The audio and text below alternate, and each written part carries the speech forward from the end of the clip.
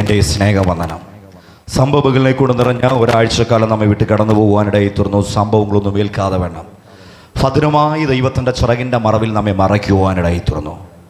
ഇന്ന് പകൽക്കാലം നമ്മളിവിടെ വന്നത് നമ്മുടെ കഴിവുകൊണ്ടല്ല, നമ്മുടെ ആരോഗ്യം കൊണ്ടല്ല, നമ്മുടെ വാഹനം നമ്മളിവിടെ കൊണ്ടെത്തിച്ചതല്ല, തമ്പുരാൻ നമ്മോട് കൃപ കാണിച്ചത് കൊണ്ട് മാത്രമാണ് ഇന്ന് പകൽക്കാലം ഇവിടെ ഇരിക്കുന്നത്. എത്രയോ പേർ കഴിഞ്ഞ രാത്രി ഈ പ്രഭാതം കാണുവാൻ കഴിയാതെ വണ്ണം ഈ ലോകത്തുനിന്ന് മൺമറഞ്ഞു പോയപ്പോൾ ഒരു മനുഷ്യൻ്റെ ജീവിതം എന്ന് പറയുന്നത് 25,677 ദിവസമാണ് ഒരു മനുഷ്യൻ്റെ ജീവിതം എന്ന് പറയുന്നത്.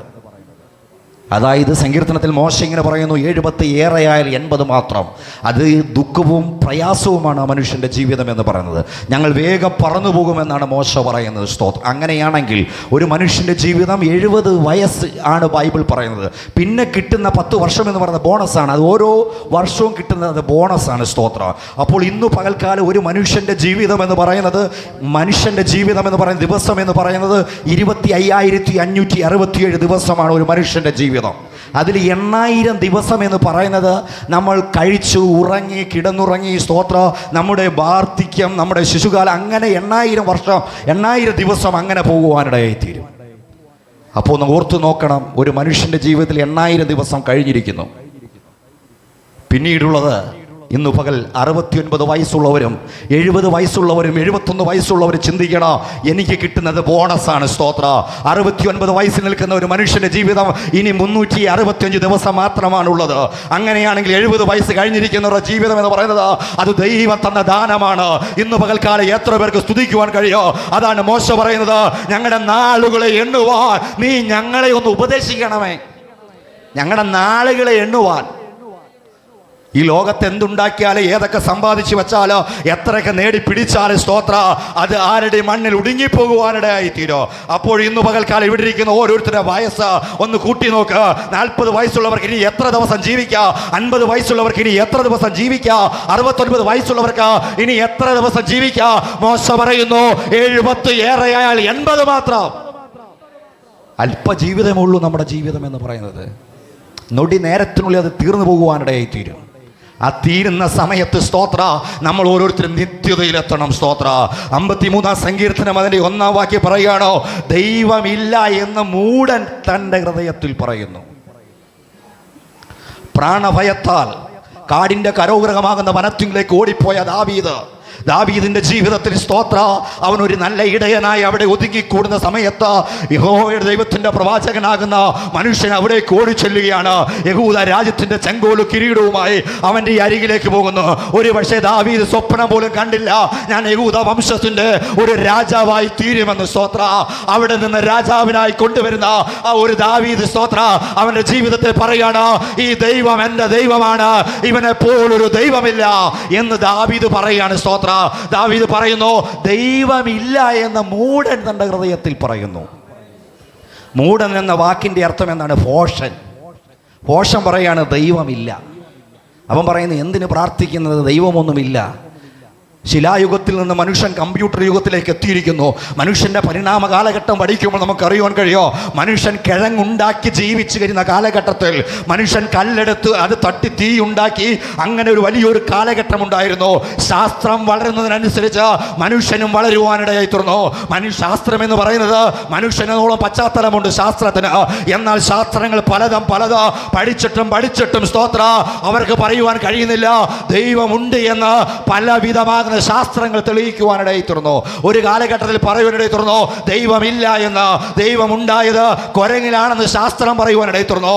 എന്നാൽ ശാസ്ത്രത്തെ മാറ്റിവെച്ചുകൊണ്ട് ശാസ്ത്രം ഉണ്ടാക്കിയവൻ, സ്തോത്ര, അതിനെ ഇല്ലാതായി തീർന്നപ്പോൾ തമ്പുരാൻ പറയുന്നു ദൈവമുണ്ട് എന്ന് നമുക്കൊരോരുത്തരും പറയുവാൻ കഴിയണം. മൂഢൻ പറയും ദൈവമില്ല എന്ന്. അവൻ ഭോഷനാണ്. അവൻ പറയും ദൈവമില്ല എന്ന്. ഇന്ന് പകൽക്കാലം വീണ്ടെടുക്കപ്പെട്ട ദൈവമക്കൾ പറയോ, എനിക്കൊരു ദൈവമുണ്ട്, എന്നെ സൂക്ഷിക്കുന്ന ഒരു ദൈവമുണ്ട്, എന്നെ പരിപാലിക്കുന്ന ഒരു ദൈവമുണ്ട്, എന്നെ കരുതിയ ഒരു ദൈവമുണ്ട്. കഴിഞ്ഞ ദിവസങ്ങളിൽ, കഴിഞ്ഞ നാളുകളിൽ എൻ്റെ അമ്മയുടെ ജനനം മുതൽ, സ്തോത്ര, ഇന്നുവരെയും എന്നെ പോറ്റി പുലർത്തിയ ഒരു ദൈവമുണ്ട്. അതുകൊണ്ട് ഞാൻ പറയോ, എൻ്റെ ദൈവം ജീവിക്കുന്നു. നമുക്ക് പറയുവാൻ കഴിയണം. സങ്കീർത്തനം പറയുന്നു, ദൈവമില്ല എന്ന് മൂഢൻ തൻ്റെ ഹൃദയത്തിൽ പറയുന്നു. അവർ വഷളന്മാരായി മ്ലേച്ഛമായി നീതികേട് പ്രവർത്തിക്കുന്നു. ആരാണ് മൂഢൻ? ഒരു വാക്യം വായിക്കാം. ലൂക്കോസിൻ്റെ സുവിശേഷം 12-ാം അധ്യായം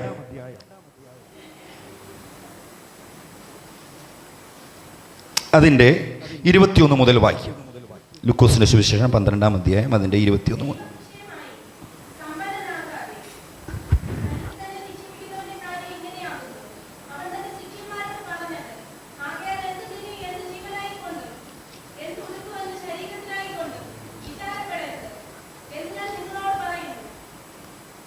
ഇതായിട്ട് വായിച്ചേട്ടോ.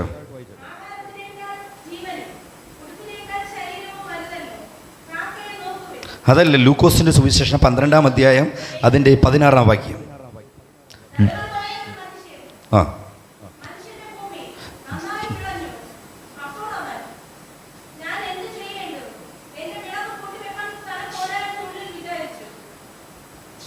വായിച്ചേട്ടാ.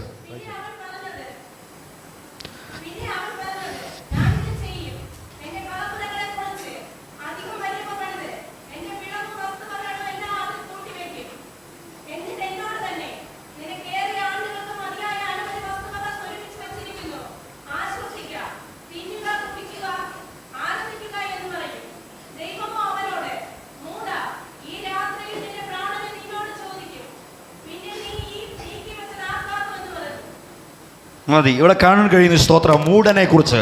മൂടൻ ആരാണ്? സ്തോത്ര സങ്കീർത്തനത്തിൽ പറയുന്നത് ദൈവമില്ല എന്ന് മൂടൻ തൻ്റെ ഹൃദയത്തിൽ പറയുന്നു. അപ്പോൾ മൂടനെ കുറിച്ച് പറയുന്ന കാര്യമാണ് സ്തോത്ര. ഒരു മനുഷ്യൻ, ധനികനാകുന്ന ഒരു മനുഷ്യൻ, അവൻ ഒത്തിരി സ്തോത്രം വിത്ത് വിതച്ച് ഒത്തിരി സമ്പത്ത് അവൻ ഉണ്ടാകുവാനിടയിൽ തുറന്നു. ഒത്തിരി സ്തോത്രം ധനം സ്തോത്രം അവൻ കൂട്ടി കുമിഞ്ഞു വാരുവാനിടയിൽ തുറന്നു. അവൻ ചെയ്തതൊക്കെ സ്തോത്രം ഫലപ്രദമായി തീരുവാനിടയിൽ തുറന്നു. അവൻ ഇങ്ങനെ ചിന്തിക്കുവാനിടയിൽ തുറന്നു, എനിക്ക് കിട്ടിയ ധനം വെക്കുവാൻ ഞാൻ വലിയൊരു മാളിക പണിഞ്ഞുണ്ടാക്കുക. മാളിക പണിഞ്ഞുണ്ടാക്കിയിട്ട് അതിലെല്ലാം ശേഖരിച്ച് വെക്കുവാനിടയിൽ തീരും. അത് കഴിഞ്ഞിട്ട് ഞാൻ തിന്നും കുടിക്കും, ഞാൻ ആനന്ദിക്കും. പലപ്പോഴും നമ്മളും ഇങ്ങനെയൊക്കെയാണ് സ്തോത്രം. ഒക്കെ സ്തോത്ര സമ്പത്തും കാശും പണമൊക്കെ കയ്യിൽ വരുമ്പോഴത്തേന് എന്തിനാണ് എന്തിനാണ് കൂട്ടായ്മയ്ക്ക് പോകുന്നത്, എന്തിനാണ് പ്രാർത്ഥനയ്ക്ക് പോകുന്നത്, എനിക്കെല്ലാം ഉണ്ടല്ലോ എന്നുള്ളൊരു വിചാരം നമുക്ക് ഉണ്ടാകാറുണ്ട് സ്തോത്ര. ഈ ധനവാനും പറയുകയാണ് സ്തോത്ര, നോക്കുമ്പോൾ അവനെല്ലാം ഉണ്ട്, അവൻ ചെയ്യുന്ന കാര്യങ്ങളെല്ലാം സക്സസ് ആണ് സ്തോത്ര. ഇന്നെന്തിന് ദൈവത്തെ വിളിക്കുന്നത്? എന്നെ തൊടുവാൻ ആരുമില്ല, എന്നെ പിടിക്കുവാൻ ആരുമില്ല, എൻ്റെ ജീവൻ നഷ്ടപ്പെടത്തില്ല, ഇതൊന്നും അവൻ ചിന്തിക്കുന്നില്ല. അവൻ്റെ ആഗ്രഹം എന്താണ്? തിന്നണം, കുടിക്കണം, ആനന്ദിക്കണം. ഇത് മാത്രമേ ഉള്ളൂ അവൻ്റെ ജീവിതം. അവൻ്റെ പേരെന്താണ്? ഫോഷൻ. വരുവാനുള്ള കാലത്തെക്കുറിച്ച് അവൻ ചിന്തിക്കുന്നില്ല. ഇവിടെയുള്ള ജീവിതം എങ്ങനെയെങ്കിലും സുഖിച്ച് ജീവിച്ച് അടിച്ചു പൊളിച്ച് ജീവിതം കഴിച്ചു കൂട്ടണം, അതാണ് അവൻ്റെ ആഗ്രഹം സ്തോത്ര. ദൈവം ചോദിക്കുകയാണ്, മൂടാ, ഇന്നു രാത്രി നിന്നെ വിളിച്ചു കഴിഞ്ഞാൽ നിന്റെ പ്രാണൻ എവിടെ എത്തും സ്തോത്ര? ഇന്ന് പകൽക്കാലം എനിക്ക് നിങ്ങളോട് പറയുവാനുള്ളത് സ്തോത്ര, എൻ്റെ ജീവിതം, നിങ്ങളുടെ ജീവിതം എങ്ങനെയാണ്? ഒരു മൂടനെ പോലെയാണോ ജീവിതം ഞാനും നിങ്ങളും നയിക്കുന്നത്? ഒരു ദൈവത്തിൻ്റെ ജീവിതം എന്ന് പറയുന്നത് ഇവിടെ തിന്നുന്നതും ഇവിടെ കുടിക്കുന്നതും ഇവിടെ കഴിക്കുന്നതുമല്ല അവൻ്റെ ജീവിതം. ഇവിടെ എന്തെങ്കിലും ഉണ്ടാക്കി വെക്കുന്നതല്ല അവൻ്റെ ജീവിതം. അവൻ്റെ ജീവിതം എന്നുള്ളത് വരുവാനുള്ള കാലത്തെക്കുറിച്ച് അവനൊരു ലക്ഷ്യബോധം ഉണ്ടാകണം. അതാണ് ഒരു നീതിമാന്റെ ലക്ഷണം. ഒരു ദൈവ പൈതലിൻ്റെ അല്ല ഒരു ഭക്തൻ്റെ ജീവിത രീതി എന്ന് പറയുന്നത് എന്താണ്? വരുവാനുള്ള കാലത്തെക്കുറിച്ച് ചിന്തിക്കണം. ഈ ഫോഷൻ്റെ ജീവിതം എന്ന് പറയുന്നത് അവൻ്റെ സ്വത്തിൽ നിന്ന് അടുത്ത സ്വത്തിലേക്ക് വർദ്ധിക്കണം. 1000 കിട്ടുമ്പോൾ എനിക്ക് 2000 ഉണ്ടാക്കണം, 10,000 കിട്ടുമ്പോഴത്തേന് എനിക്ക് 20,000 ഉണ്ടാക്കണം, 10 ലക്ഷം കിട്ടുമ്പോഴത്തേന് എനിക്ക് 20 ലക്ഷം ഉണ്ടാക്കണം. അങ്ങനെ ഞാൻ എൻ്റെ കളപ്പുരകൾ നിറയ്ക്കോ, എൻ്റെ സമ്പാദ്യങ്ങൾ ഞാൻ പെരുവിച്ച് കൂട്ടുവാനിടയത്തിനോ, അതിൽ നിന്ന് ഞാൻ എടുത്ത് കുടിക്കോ, അതിൽ നിന്നെടുത്ത് ഞാൻ ഭക്ഷിക്കോ, അതിൽ നിന്നെടുത്ത് ഞാൻ ആഹാരം കഴിക്കോ. അങ്ങനെ എൻ്റെ ജീവിതം ആനന്ദം കൊണ്ട് നൃത്തം ചെയ്യും സ്തോത്രം. തമ്പുരാൻ അവനോട് ചോദിക്കുകയാണ്, മൂട എന്നാണ് തമ്പുരാൻ വിളിക്കുന്നത്. ഇന്നു പകൽക്കാലം മൂടൻ ആരാണ്? എൻ്റെ നിങ്ങളുടെ ജീവിതത്തിൽ അതുപോലെയാണോ? നമ്മുടെ കൂടെയുള്ള എളിയവനെ നമ്മൾ കാണുന്നുണ്ടോ? നമ്മുടെ കൂടെയുള്ള ദുഃഖത്തിൽ അനുഭവിക്കുന്നവരെ നമ്മൾ കാണുന്നുണ്ടോ? നമ്മുടെ കൂടെയുള്ള വേദനപ്പെട്ടിരിക്കുന്നവരെ നമ്മൾ കാണുന്നുണ്ടോ? അതോ എനിക്ക് തിന്നണോ, എനിക്ക് കുടിക്കണോ, എനിക്ക് ആനന്ദിക്കണോ, എൻ്റെ ജീവിതം എന്നുള്ള രീതിയാണോ നമ്മുടെ ഓരോരുത്തരുടെ ജീവിതം? അങ്ങനെ ഉണ്ടെങ്കിൽ ഇന്ന് പകൽക്കാലം മൂടനാണ്. മൂടൻ്റെ ജീവിതമാണ് അത് സ്തോത്ര. സ്വന്തം കാര്യം മാത്രം നോക്കി പോകുകയാണ് എന്നുള്ളത് മൂടൻ്റെ ജീവിത രീതിയാണ്. അവൻ ഫോഷനാണ്, അവൻ ബൈബിളിൽ വെറുക്കപ്പെട്ടവനാണ് സ്തോത്ര. ഇന്ന് പകൽക്കാലം ചിന്തിക്കുക, കർത്താവ് പറയുന്നത് എന്താണ്? നിന്റെ കാര്യങ്ങൾ സ്തോത്ര, ദൈവത്തെ അറിയുക, വരുവാനുള്ള കാലത്തെക്കുറിച്ച് നോക്കുക, അതിനെക്കുറിച്ച് മനസ്സിലാക്കുക, വിശുദ്ധിയോടെ ജീവിക്കുക, സഹോദരങ്ങൾക്ക് വേണ്ടി ഇടിവിൽ നിൽക്കുക. അതാണ് ഒരു ഭക്തന്റെ ലക്ഷണം എന്ന് പറയുന്നത്. പിന്മാറിപ്പോകരുത് സ്തോത്രം. 53-ാം സങ്കീർത്തനം അതിൻ്റെ 3-ാം വാക്യം ഒന്ന് വായിച്ചിട്ട്. 53-ാം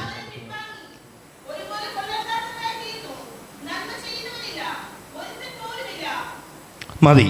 ഇവിടെ കാണുന്ന എല്ലാവരും പിൻവാങ്ങി ഒരുപോലെ കൊളിരാത്തവരായി തീർന്നു. എല്ലാവരും പിൻവാങ്ങി. സ്തോത്രം. സങ്കീർത്തനക്കാരൻ ദാവീദ് പറയുകയാണ്, എല്ലാവരും പിൻവാങ്ങിപ്പോയിരിക്കുന്നു. എന്താണ് പിൻവാങ്ങിപ്പോകുക എന്ന് പറയുന്നത്? ഇന്നലെ വരെ ഉണ്ടായിരുന്നു സ്തോത്ര, ഇന്നലെ വരെ പോയിരുന്നു സ്തോത്ര, എന്നാൽ അവരൊക്കെ പിന്മാറിപ്പോയിരുന്നു സ്തോത്ര. ദൈവത്തിന്റെ സന്നദ്ധിയിൽ നിന്ന് അവർ പിൻവാങ്ങിപ്പോയിരിക്കുന്നു സ്തോത്ര.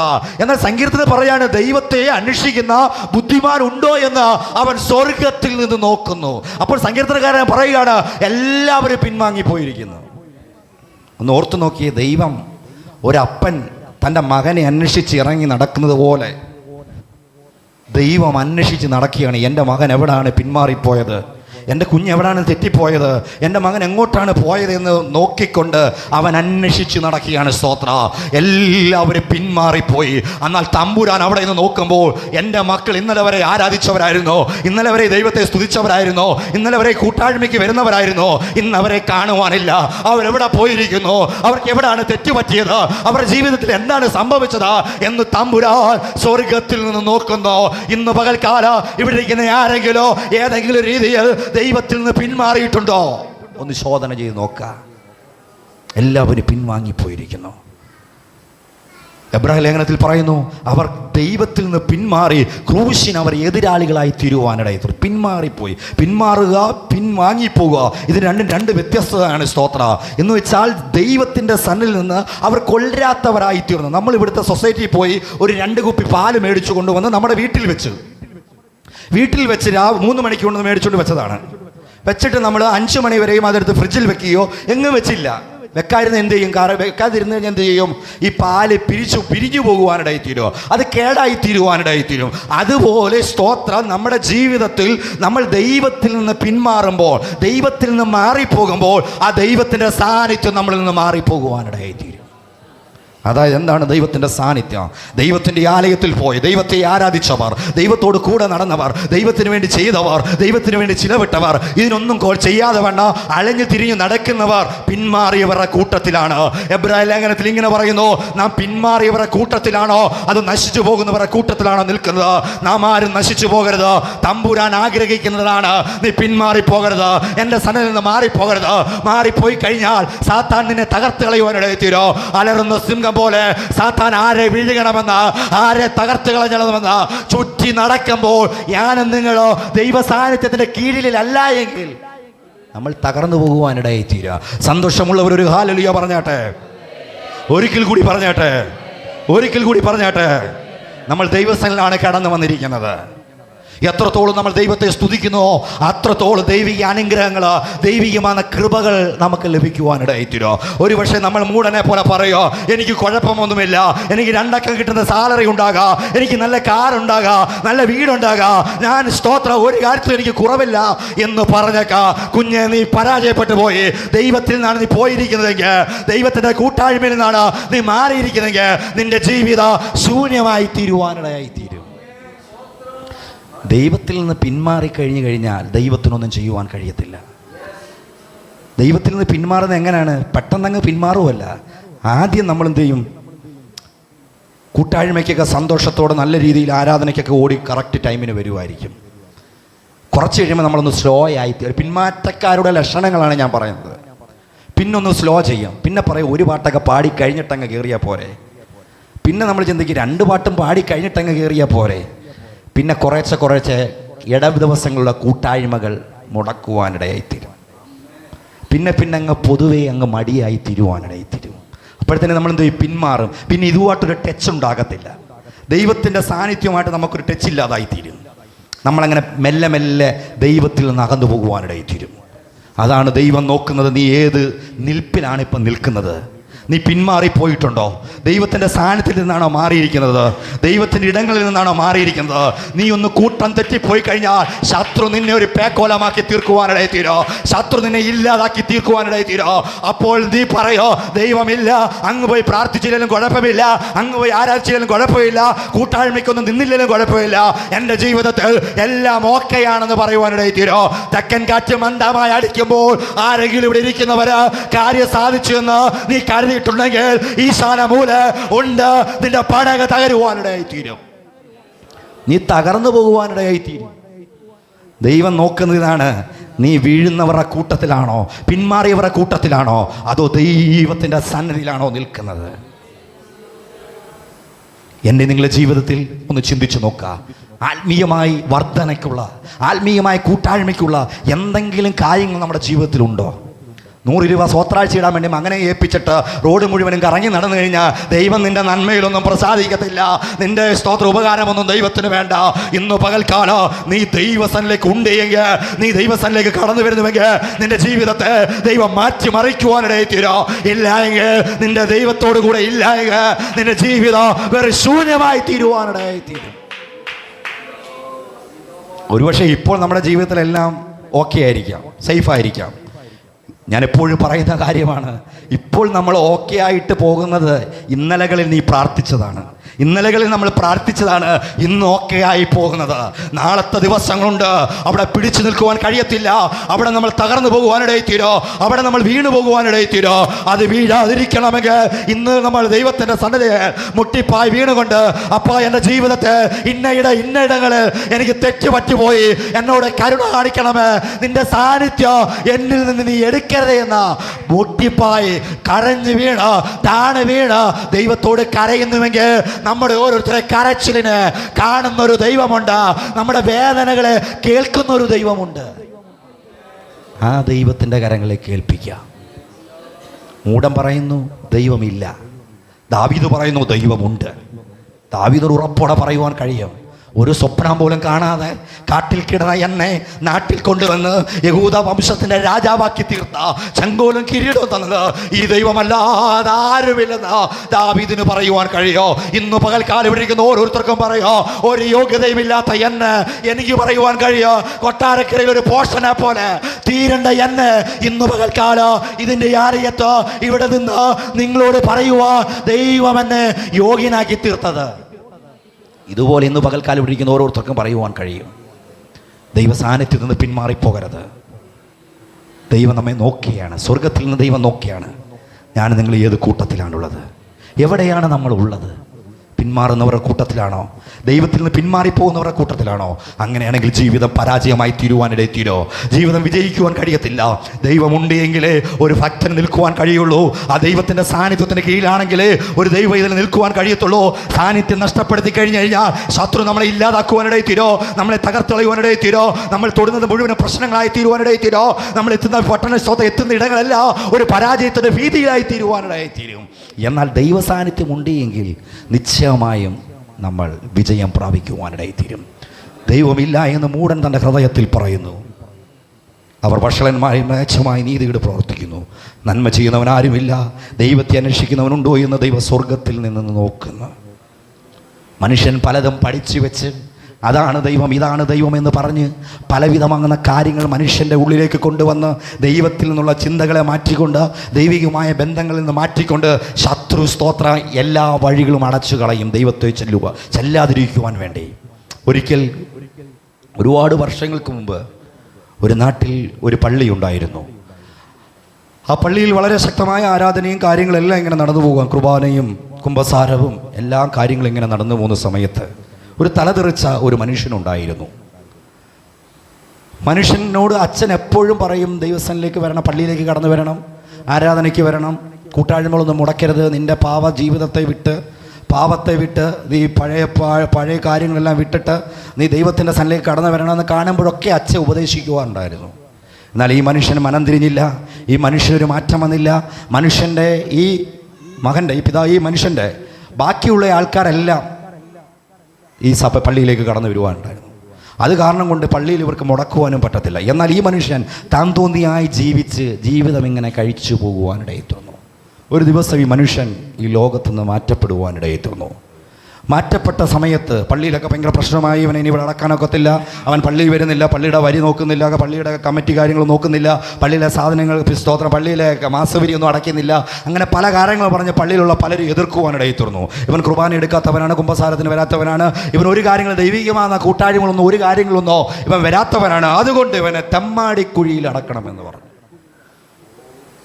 പള്ളിയിലേക്ക് കൊണ്ട് തെമ്മാടിക്കുഴി എന്ന് പറഞ്ഞൊരു സ്ഥലമുണ്ട്. അവിടെയാണ് സൂയിസൈഡ് ചെയ്യുന്നവരെയും പള്ളിയുടെ കൽപ്പനകൾക്ക് വിപരീതമായി ജീവിക്കുന്നവരെയൊക്കെ അവിടെയാണ് കുഴിച്ചിടുന്നത്, അവിടെയാണ് അടക്കുന്നത്. അങ്ങനെ പള്ളിയിലെ കമ്മിറ്റിയും ആൾക്കാരെല്ലാം കൂടെ ചേർന്ന് ആ മനുഷ്യനെ കൊണ്ടുവന്ന് ഒരു രീതിയിലും ശുശ്രൂഷ ഒന്നും ചെയ്യാതെ അവിടെ കൊണ്ടുവന്ന് അടക്കുവാനിടയിൽ തീർന്നു. കാരണം ഇവരുടെ ബാക്കിയുള്ള ആൾക്കാർ പള്ളിയിൽ വരുന്നത് കൊണ്ടാണ് അങ്ങനെ ചെയ്യുവാനിടയിൽ തീർന്നത്. വർഷങ്ങളിങ്ങനെ കടന്നു പോകുവാനിടയിൽ തീർന്നു.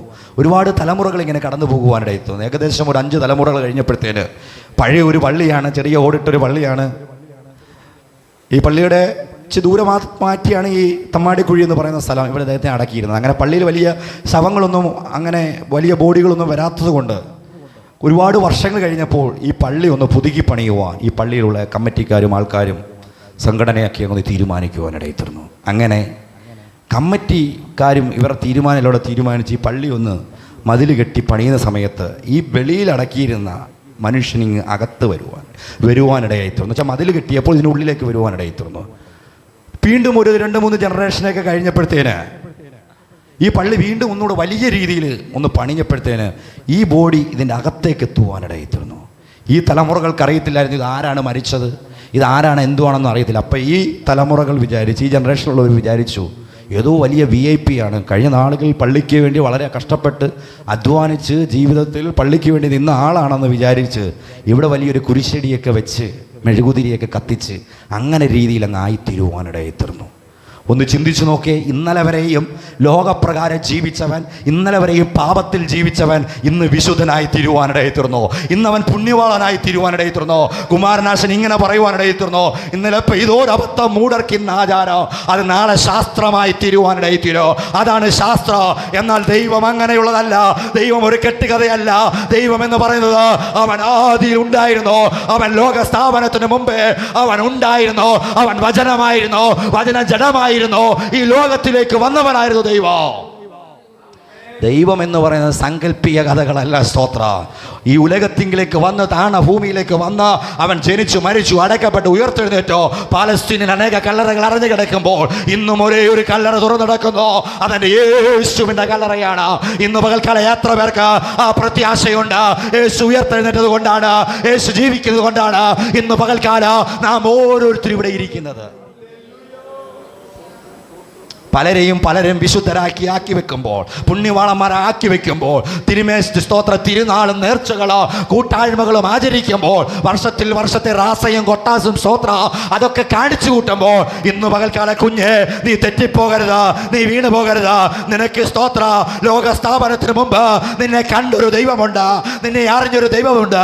അമ്മയുടെ വയറ്റിൽ നീ പിണ്ടകാര ആയിരുന്നപ്പോൾ മുന്നേ നിന്നെ കണ്ടൊരു ദൈവമുണ്ട്. ആ ദൈവത്തെയാണ് നാം ഓരോരുത്തരും വിളിക്കുന്നത്. സ്തോത്രം. അതിൻ്റെ 6-ാം വാക്യം ഇങ്ങനെ പറയുന്നു, സിയോണിൽ നിന്ന് ഇസ്രായേലിന്റെ രക്ഷ വന്നുവെങ്കിൽ ദൈവം തൻ്റെ ജനത്തിൻ്റെ സ്ഥിതി മാറ്റുമ്പോൾ യാക്കോബ് സന്തോഷിക്കുകയും ഇസ്രായേൽ ആനന്ദിക്കുകയും ചെയ്യും. ദാവീദ് പറയുകയാണ്, സിയോണിൽ നിന്ന് ഇസ്രായേലിന്റെ രക്ഷ വന്നെങ്കിൽ ദൈവം തൻ്റെ ജനത്തിൻ്റെ സ്ഥിതി മാറ്റുമ്പോൾ യാക്കോബ് സന്തോഷിക്കുകയും ഇസ്രായേൽ ആനന്ദിക്കുകയും ചെയ്യും. വരും, നിശ്ചയമായും വരും. ഒരു രക്ഷയുണ്ട്. സ്തോത്ര. ഒരു വിടുതലുണ്ട്, ഒരു ഉദ്ധാരണമുണ്ട്. സ്തോത്ര. വിളിക്കുന്ന നാം ഓരോരുത്തർക്കുമുണ്ട്. സ്തോത്ര. ഇന്നലെ വരെ നമ്മുടെ കുഞ്ഞിനെ എങ്ങനെ പഠിപ്പിക്കോ, എങ്ങനെ മുന്നോട്ട് നീങ്ങോ, എൻ്റെ വീട്ടിൻ്റെ ചെലവ് ഞാൻ എങ്ങനെ വഹിക്കോ, എൻ്റെ ജീവിതത്തിൽ ഈ പ്രയാസം മാറത്തില്ലയോ, എൻ്റെ ഈ കണ്ണുനീര് മാറത്തില്ലയോ എന്ന് നമ്മൾ പല രാത്രികൾ നമ്മൾ പറഞ്ഞിട്ടുണ്ടോ? എന്തുകൊണ്ട് എൻ്റെ ജീവിതത്തിൽ മാത്രം ഇത്ര ദുരിത? ഒരു ദൈവ പൈതൽ പറയണോ, സിയോണിൽ നിന്ന് എനിക്കൊരു രക്ഷയുണ്ട്. എൻ്റെ അവസ്ഥകൾ മാറോ, എൻ്റെ കണ്ണുനീർ മാറോ, എൻ്റെ കഷ്ടതകൾ മാറോ, എൻ്റെ ജീവിതത്തിൽ ഒരു ഉദാഹരണമുണ്ട് എന്ന് ഒരു ദൈവവേദന പറയുവാൻ കഴിയണം. ദാവീദ് പറയാണ്, സിയോനിൽ നിന്നൊരു രക്ഷയുണ്ട്. എന്നും കാട്ടിൽ ആടിനെ മേയിച്ചോട് നയിക്കത്തില്ല, എന്നും സിംഹത്തിൻ്റെയും കരടിയുടെയും കൂടെ ആയിരിക്കില്ല. ജീവിതത്തിൽ സ്തോത്ര ഒരു കൊട്ടാരമുണ്ട്. ഇന്ന് പകൽക്കാലം എത്ര പേർക്ക് വിശ്വാസമുണ്ട്? ദൈവത്തിൻ്റെ വചനങ്ങൾ, ദൈവത്തിൻ്റെ വാക്കുകൾ പറയുമ്പോൾ വിശ്വാസത്താൽ ഏറ്റെടുക്കുന്നുവെങ്കിൽ നിശ്ചയമായി ജീവിതത്തിൽ മാറ്റങ്ങൾ ദൈവം വരുത്തുവാനിടയായി തീരോ. നമ്മുടെ അവസ്ഥകളെ അറിയുന്ന ദൈവോ, നമ്മുടെ നിലവുകളെ അറിയുന്ന ദൈവോ, എൻ്റെ നിങ്ങളുടെ കണ്ണുനീരിനെ ഒരു തുരുത്തിയിലാക്കി വെച്ചിട്ട് അത് നിറഞ്ഞു കവിയുമ്പോൾ അത് സ്തോത്ര അതിനുവേണ്ടി അത്ഭുതം ചെയ്യുന്ന ഒരു ദൈവമുണ്ട്. സിയോനിൽ നിന്ന് സ്തോത്ര, ഇസ്രായേലിന് സിയോണിൽ നിന്നൊരു രക്ഷയുണ്ട്. സ്തോത്രം. എന്ന് രാജാക്കന്മാർ അടിമകളായിട്ട് കൊണ്ടുപോകാൻ വേണ്ടിയല്ല ഇസ്രായേലിനെ, എന്നും സ്തോത്ര പലവിധമാകുന്ന രാജാക്കന്മാർ വന്ന് അടിമകളായി ഭരിക്കുവാൻ വേണ്ടിയല്ല ഇസ്രായേൽ ഒരു വിടുതലുണ്ട്, ഇസ്രായേൽ ഒരു രക്ഷയുണ്ട്. ആ രക്ഷയ്ക്ക് വേണ്ടി അവർ കാത്തിരിക്കുകയാണ്. അവർ പറയുകയാണ്, നിശ്ചയമായോ ഞങ്ങൾ സന്തോഷിക്കോ, ഞങ്ങൾ ആനന്ദിക്കോ, ആ ഒരു സുദിനം വരും. നമുക്കും പറയുവാൻ കഴിയണം, എൻ്റെ ജീവിതത്തിലും പ്രശ്നങ്ങൾക്ക് പരിഹാരം വരും. നമ്മൾ വിശ്വാസത്തോടെ ദൈവത്തിലേക്ക് കടന്നു വന്ന് പ്രാർത്ഥിക്കുമ്പോൾ, കഴിഞ്ഞ ദിവസം നമ്മൾ പ്രാർത്ഥിക്കുവാനിടയിൽ തീർന്നു. അനേക പുതിയ ആത്മാക്കളെ കണ്ട് ആരാധിക്കണമെന്ന് കഴിഞ്ഞ വ്യാഴാഴ്ച നമ്മൾ പ്രാർത്ഥിക്കുവാനിടയിൽ തീർന്നു. എത്ര പേർ അത് വിശ്വാസത്തോടെ പ്രാർത്ഥിച്ചു? സ്തോത്ര. സന്തോഷമുള്ള ഒരു ഹല്ലേലൂയ പറഞ്ഞാട്ടെ. അത്ഭുതങ്ങളെ ചെയ്യുന്ന ദൈവ, വിടുതലുകളെ നൽകുന്ന ദൈവ, പ്രാർത്ഥനയ്ക്ക് ഉത്തരം തരുന്ന ഒരു ദൈവ നമ്മുടെ മധ്യയിലുണ്ട്. അതുകൊണ്ടാണ് ഇന്ന് പകൽക്കാല മറ്റ് സകല ജോലികൾ മാറ്റി വെച്ചിട്ട് നമ്മൾ ദൈവസ്ഥനിലേക്ക് കടന്നു വന്നത്. ഞാൻ പറയുന്നത്, അല്ലെങ്കിൽ ദൈവദാസനെ ബോധിപ്പിക്കുവാൻ ഇവിടെ ഇരിക്കുന്ന വിശ്വാസികൾ എന്തെങ്കിലും പറയുമെന്ന് വിചാരിച്ചല്ല നമ്മളിവിടെ കടന്നു വന്നത്. എൻ്റെ നിത്യതയ്ക്ക് വേണ്ടി ഞാനൊരു കരുതലായി കടന്നു വന്നത്. നമ്മുടെ നിത്യതയ്ക്ക് വേണ്ടിയുള്ള ഒരുക്കത്തിന് വേണ്ടിയാണ് നമ്മളിവിടെ കടന്നു വന്നത്. നമ്മളെല്ലാം മരിക്കും. ഞാൻ മരിക്കും, നിങ്ങൾ മരിക്കും, ഇവിടെ ഇരിക്കുന്ന എല്ലാവരും മരിക്കുവാനിടയിൽ തീരും. മരണത്തിനപ്പുറം ഒരു ജീവിതമുണ്ട്. സ്തോത്രം. അതാ മോശ പറയുന്നത്, ഞങ്ങളുടെ സ്തോത്ര ആയുസിൻ്റെ അതിൽ ഞങ്ങൾക്കൊന്ന് ഗ്രഹിക്കുവാൻ ഞങ്ങളെ ഉപദേശിക്കണമേ. സ്തോത്രം. നമ്മൾ ഓരോരുത്തരും നമ്മുടെ ആയുസിനെ ഒന്ന് മനസ്സിലാക്കണം. സ്തോത്രം. യാത്ര ചെയ്യുന്ന സന്ദർഭത്തിൽ ജീവിതം നഷ്ടപ്പെട്ടു പോയി കഴിഞ്ഞാൽ, എൻ്റെ മാതാവ്, എൻ്റെ പിതാവ്, എൻ്റെ സഹോദരങ്ങൾ, എൻ്റെ ഭാര്യ നിത്യതയിലെത്തുമോ? അവരുടെ ജീവിതം എങ്ങനെയാണ്? എന്തെങ്കിലും കുറവുണ്ടോ? അവർ പിന്മാറിയാണോ പോകുന്നത്?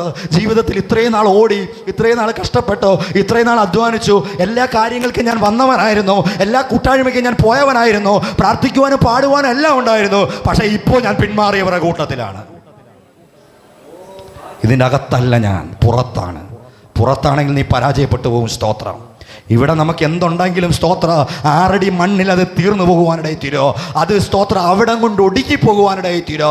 എത്ര സമ്പത്ത് ഉണ്ടാക്കി വെച്ചാലോ, എത്രയൊക്കെ ഏക്കർ കണക്കിന് ഉണ്ടാക്കിയാലോ, 70 വയസ്സ്, 60 വയസ്സ്, 80 വയസ്സ് അവിടം കൊണ്ട് ജീവിതം തീർന്നു പോകുവാനിടയിൽ തീരോ. അതൊരു അടുത്ത തലമുറയ്ക്ക് വേണ്ടി പോകുവാനിടയായി തീരും. അടുത്ത വരുന്ന തലമുറ ചിന്തിക്കുന്ന പോലുമില്ല. എൻ്റെ അപ്പൻ അമ്മ കഷ്ടപ്പെട്ട് അധ്വാനിച്ചുണ്ടാക്കിയതാണെന്ന് അവർ ചിന്തിക്കുന്ന പോലുമില്ല. ഇവിടെ എല്ലാം വെട്ടിപ്പിടിക്കുവാൻ വേണ്ടി ജീവിതവും നഷ്ടപ്പെട്ട്, കൃപയും നഷ്ടപ്പെട്ട്, ആരോഗ്യവും നഷ്ടപ്പെട്ട്, എല്ലാം നഷ്ടപ്പെടുത്തി എനിക്ക് ഉണ്ടാക്കണം, എനിക്ക് സമ്പത്ത് നേടണം, എനിക്ക് കാശുണ്ടാക്കണം, മറ്റുള്ളവരെക്കാളോ എനിക്ക് ഉയരണമെന്നുള്ള ചിന്ത ഉള്ളിലേക്ക് കയറിയപ്പോൾ, ദൈവ്യാഗ്രഹം ഉള്ളിലേക്ക് കയറിയപ്പോൾ ആ ദൈവത്തിൻ്റെ സാന്നിധ്യത്തിൽ നിന്ന് മാറുവാനിടയായി തീർന്നു. പലർക്കും ഇങ്ങനെയാണ് സംഭവിക്കുന്നത്. പൗലോസ് പറയുന്നു, എൻ്റെ കൂടെ ഒരുത്തനുണ്ടായിരുന്നു ഇറങ്ങിത്തിരിക്കാൻ, ദേമാസ്. അവൻ ലോകത്തെ സ്നേഹിച്ചു പോയി. ഇറങ്ങിയത് വലിയ ശുശ്രൂഷയ്ക്ക് വേണ്ടിയായിരുന്നു. പ്രസംഗം ഉണ്ടായിരുന്നു, പാട്ടുണ്ടായിരുന്നു, ആരാധന ഉണ്ടായിരുന്നു, എല്ലാ കാര്യങ്ങളും ഉണ്ടായിരുന്നു. പിന്നീട് പൗലോസ് പറയുന്നത് എന്താണ്? ദേമാസ് ലോകത്തെ സ്നേഹിച്ച് എന്നെ വിട്ടവൻ പോകുവാനിടയെത്തുന്നു. ഇന്നു പകൽക്കാല എൻ്റെ നിങ്ങളുടെ ജീവിതത്തിൽ ഇരിക്കുന്ന ഓരോരുത്തർക്ക് ഈ വചനങ്ങൾ നിങ്ങളുടെ ഹൃദയങ്ങളിലേക്ക് അത് ആഴമായി പതിയട്ടെ. ഞാൻ പറഞ്ഞുകൊള്ളതല്ല, ദൈവവചനമാണ് എന്നോട് സംസാരിച്ചത്. ഇന്നു പകൽക്കാല എന്നോട് ദൈവവചനമാണ് സംസാരിച്ചത്. അപ്പോൾ എൻ്റെ ജീവിതത്തിൽ എന്തെങ്കിലും തെറ്റുപറ്റിട്ടുണ്ടെങ്കിൽ അങ്ങയോട് അടുക്കുവാൻ, അങ്ങയോട് ചേർന്ന് നിൽക്കുവാൻ എൻ്റെ ചിന്തകൾ, എൻ്റെ ബുദ്ധിക്ക് അതിനപ്പുറമായി നിന്റെ ബുദ്ധി എന്നിലേക്ക് ഇറങ്ങണമേ എന്ന് എത്ര പേർക്ക് അത് പറയുവാൻ കഴിയും? ശോധന ചെയ്യണം. ഈ ലോകത്താണ് നമ്മൾ ജീവിക്കുന്നത്. പാവം മനുഷ്യനെ പച്ചവെള്ളം പോലെ മനുഷ്യൻ വലിച്ചു കുടിച്ച് ജീവിതം നഷ്ടപ്പെടുത്തി കളയുന്ന ഒരു കാലഘട്ടത്തിലാണ് നമ്മൾ ജീവിക്കുന്നത്. സ്തോത്രം. ശിലായുഗത്തിൽ നിന്ന് കമ്പ്യൂട്ടർ യുഗത്തിൽ എത്തിയിരിക്കുന്ന മനുഷ്യൻ വിരൽ തുമ്പിൽ പാവം നിൽക്കുകയാണ്. ഏത് മനുഷ്യനെ തെറ്റിച്ച് കളയുന്ന അവസ്ഥയാണ്. ബാങ്കിൻ്റെ അക്കൗണ്ട് നമ്പർ ഭാര്യയ്ക്കും അറിയാം, ഭർത്താവിനും അറിയാം. എന്നാൽ പല ഭാര്യയുടെയും ഭർത്താവിൻ്റെയും അപ്പൻ്റെയും അമ്മയുടെയോ മൊബൈലിൻ്റെ പാസ്വേഡ് ആർക്കും അറിയത്തില്ല. കാരണം എന്താണ്? സാത്താൻ പാസ്വേഡിലാണ് കയറി പിടിച്ചിരിക്കുന്നത്. ജീവിതത്തിൽ തെറ്റിപ്പോരുത് കുഞ്ഞെ. ജീവിതത്തിൽ നീ നിലംപതിരായി പോകരുത്. ലോകം നിന്നെക്കുറിച്ച് കളിയാക്കോ, ലോകം നിന്നെ പരിഹസിക്കുവാനിടയിൽ തീരോ. ഇന്നലെ വരെ അവൻ ബൈബിളും പിടിച്ചുകൊണ്ട് പോയതാണ്, ഇന്നലെ വരെ കൂട്ടായ്മയ്ക്കൊക്കെ പോയതായിരുന്നു. ഇപ്പോഴവൻ പിന്മാറിപ്പോയിരിക്കുന്നു. സ്തോത്രം. ജീവിതം പരാജയമായി തീരുവാനിടയിൽ തീരോ. നമ്മുടെ ഒടുക്കം, സ്തോത്ര, തുടക്കം നല്ലതല്ലെങ്കിലോ ഒടുക്കം അത് മനോഹരമായി തീർക്കുവാൻ തമ്പുരാനോടുകൂടെ മുട്ടിപ്പായി യാചിക്കണോ.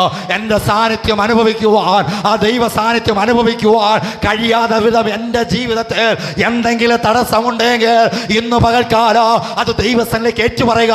മനുഷ്യനോട് നീ ഏറ്റുപറയണ്ട, ദൈവത്തോട് ഏറ്റുപറഞ്ഞ ഒരു നിരപ്പ് പ്രാപിക്കണം. ഈ ആലയത്തിലിരിക്കുന്ന ഒരു വ്യക്തി പോലെ ദൈവത്തിന്റെ സന്നിധിയിൽ ആ കാകള ധുനിക്കുമ്പോൾ കർത്താവിന്റെ വരവയിൽ ആരും തള്ളപ്പെട്ടു പോകരുത്. ഇന്ന് പകൽക്കാലം ആ പ്രത്യാശ എത്ര പേർക്കുണ്ട്?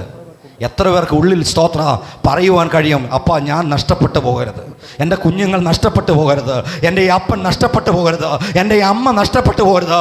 അങ്ങനെ ഒരു ആവലാതി സ്തോത്ര, ഉള്ളിലൊരു പെടയുണ്ടാകണം സ്തോത്ര. അവരെ ദൈവവാദത്തിലേക്ക് അടുപ്പിച്ചുകൊണ്ട് വരണോ, ദൈവത്തിൻ്റെ സന്നിധിയിലേക്ക് അവരെ കൂട്ടിക്കൊണ്ടുവരണോ. ഒറ്റ ദിവസം കൊണ്ടല്ല ഒരുവൻ പിന്മാറി പോകുന്നത്, ദിവസങ്ങളോളം കൊണ്ടാണ് അവൻ പിന്മാറി പോകുന്നത്. ആരോഗ്യവാനായിട്ടിരിക്കുന്ന ഒരു മനുഷ്യൻ്റെ ജീവിതത്തിൽ അവൻ ഒരു ദിവസം 2 ദിവസം അവൻ ആഹാരം കഴിച്ചില്ലെന്ന് പറഞ്ഞ് അവൻ്റെ ബോഡിക്ക് ഒരു കുഴപ്പവും വരുത്തില്ല. എന്നാലൊരു 10-20 ദിവസം ആഹാരം കഴിക്കാതിരിക്കുക, അവൻ ക്ഷീണിക്കും, പലവിധമാകുന്ന രോഗങ്ങൾ അവനിലേക്ക് വരുവാനിടയിത്തീരും. അതുപോലാണ് ഒരു ഭക്തൻ്റെ ജീവിതം എന്ന് പറയുന്നത്. ആത്മീയമാകുന്ന വചനങ്ങൾ കേൾക്കുവാൻ കഴിയാതെ വണ്ണം, ദൈവസാന്നിധ്യം അനുഭവിക്കാൻ കഴിയാതെ വണ്ണം, ദൈവത്തെ ആരാധിക്കുവാൻ കഴിയാതെ വണ്ണം, ഓരോ കാര്യങ്ങളിൽ മാറി മാറി പോകുമ്പോഴത്തേന് അവൻ ദൈവത്തിൽ നിന്ന് മാറിപ്പോകുവാനിടയിത്തീരോ. സമുദ്രത്തിൻ്റെ ആഴത്തൊട്ടിലേക്ക് ചെല്ലുമ്പോൾ നല്ല മനോഹരമായ മുത്തുകൾ പറക്കിയെടുക്കുന്നത് പോലെ ദൈവത്തിൻ്റെ അടുക്കിലേക്ക് ചെല്ലുമ്പോൾ നമുക്ക് ദൈവത്തെക്കുറിച്ച് കൂടുതലായിട്ട് അറിയുവാൻ പറ്റും. പലരും ഈ ദൈവത്തെ കൂടുതലായിട്ട് അറിയുന്നത് എങ്ങനെയാണ് സ്തോത്രം? ദൈവത്തെ പറ്റിപ്പിടിക്കുന്നവരുണ്ട്, മക്കളുമുണ്ട്, പ്രിയ മക്കളുമുണ്ട് അല്ലേ? പ്രിയ മക്കൾ എന്ന് പറഞ്ഞാൽ ഏറ്റവും അറ്റാച്ച്മെൻ്റാണ് സ്തോത്രം. ഇന്ന് പകൽ നമ്മൾ ഏത് മക്കളാണ് സ്തോത്രം? ഏത് രീതിയിലുള്ളവരാണ് നമ്മൾ? ദൈവത്തോട് അടുത്ത് നിൽക്കുന്നവരാണോ? അതോ 2 പാട്ടൊക്കെ പാടി ഒരു പ്രസംഗമൊക്കെ കേട്ട് അതൊക്കെ കഴിഞ്ഞ് വന്ന് അങ്ങനെയൊക്കെ പോകുന്നവരുടെ കൂട്ടത്തിലാണോ? എനിക്ക് എൻ്റെ ദൈവത്തെ ഉയർത്തി കാണിക്കണം, പൈതൽ പ്രായം മുതൽ ഇന്ന് വരെയും എന്നെ പോറ്റി പുലർത്തിയ ആ ദൈവത്തെ എനിക്ക് ആരാധിക്കണോ. എൻ്റെ ആരോഗ്യം വെച്ചുകൊണ്ട്, എൻ്റെ ബലം വെച്ചുകൊണ്ട്, എൻ്റെ ശക്തി വെച്ചുകൊണ്ട് എനിക്ക് എത്രത്തോളം എൻ്റെ രാജാവിനെ പുകഴ്ത്തുവാൻ കഴിയുമോ അത്രത്തോളം സന്തോഷത്തോടെ ഞാൻ ആ ദൈവത്തെ പുകഴ്ത്തും. അല്ല ഇങ്ങനെയൊക്കെ മതി ജീവിതം നയിച്ചു പോകാമെന്ന് വിചാരിച്ചു കഴിഞ്ഞാൽ നീ പരാജയപ്പെട്ടു പോകുവാനിടയായിത്തീരും. മനുഷ്യപുത്രൻ്റെ വരവിങ്കിൽ വിശ്വാസം പൊയ്പോകുവാനിടയായിത്തീരും. വിശ്വാസം നഷ്ടപ്പെടുന്ന കാലഘട്ടത്തിലാണ് നമ്മൾ നിൽക്കുന്നത്. ദൈവത്തിൽ നിന്ന് പിന്മാറിപ്പോയി കഴിഞ്ഞാൽ ജീവിതം വെറും നഷ്ടം, ശൂന്യമായി തീരുവാനിടയായിത്തീരും. നമുക്ക് പ്രാർത്ഥിക്കാം, നമ്മുടെ കണ്ണുകളെ അടയ്ക്കാം. ദൈവമില്ല എന്ന് മൂടൻ തൻ്റെ ഹൃദയത്തിൽ പറയുന്നു. എനിക്ക് പറയുവാൻ കഴിയും ദൈവമുണ്ട്, എനിക്ക് പറയുവാൻ കഴിയും ദൈവമുണ്ട്. ഇവിടെ ഇരിക്കുന്ന ഓരോരുത്തർക്കും പറയുവാൻ കഴിയും ദൈവമുണ്ട്, നിശ്ചയമായി ദൈവമുണ്ട്. ബട്ട് ദൈവമുണ്ടെങ്കിൽ ആ സാന്നിധ്യത്തിൻ്റെ കീഴിലാണോ നമ്മൾ? ദൈവത്തിൻ്റെ സാന്നിധ്യത്തിൻ്റെ കീഴിലാണോ നമ്മൾ? ഒന്ന് ശോധന ചെയ്ത് നോക്കിയാട്ടെ. ബൈബിൾ വായിക്കുന്നുണ്ട്, അല്ലെങ്കിൽ എങ്ങനെയെങ്കിലും വല്ല വിധേനെ ബൈബിൾ അങ്ങ് വായിച്ചു പോകുന്നു, പാടുന്നുണ്ട്, ആരാധനയ്ക്ക് വരുന്നുണ്ട്, പ്രാർത്ഥിക്കുന്നുണ്ട്, ദൈവമായിട്ടൊരു അറ്റാച്ച്മെൻ്റ് ഇല്ല. ആ രീതിയാണോ? അത് ദൈവത്തോട് ടച്ച് ചെയ്ത് ദൈവത്തോട് പറ്റി നിന്ന് പോകുന്ന അവസ്ഥയാണോ? എല്ലാവരും വിളിക്കുന്നത് പോലെ, എല്ലാവരും പറയുന്നത് പോലെ ഞാനങ്ങ് പോവുകയാണോ? അതോ എൻ്റെ പ്രാണപ്രിയനോട് പറ്റി നിൽക്കുന്നുവോ? ആ ദൈവ സാന്നിധ്യം എനിക്ക് അനുഭവിക്കണം, ദൈവത്തോട് പറ്റി നിൽക്കണം. എൻ്റെ ജീവിതത്തെ ദൈവത്തിന് മാത്രമേ വഴിതിരിച്ച് വിടുവാൻ പറ്റത്തുള്ളൂ. സിയോണിൽ നിന്ന് ഇസ്രായേലിന് രക്ഷയുണ്ട്, നമ്മുടെ ജീവിതത്തിനൊരു രക്ഷയുണ്ട്. നമ്മുടെ അവസ്ഥകൾ മാറും, നമ്മുടെ കണ്ണുനീരുകൾ മാറും, നമ്മുടെ വേദനകൾ മാറും. ജീവിതത്തിൽ ഒരു പുത്തൻ തുടക്കം നമുക്ക് വേണ്ടി ഒരുക്കും. ആ ഒരു പ്രത്യാശയാണ് നമുക്കുള്ളത്. ഞങ്ങളെ സ്നേഹിക്കുന്ന നല്ല കർത്താവേ,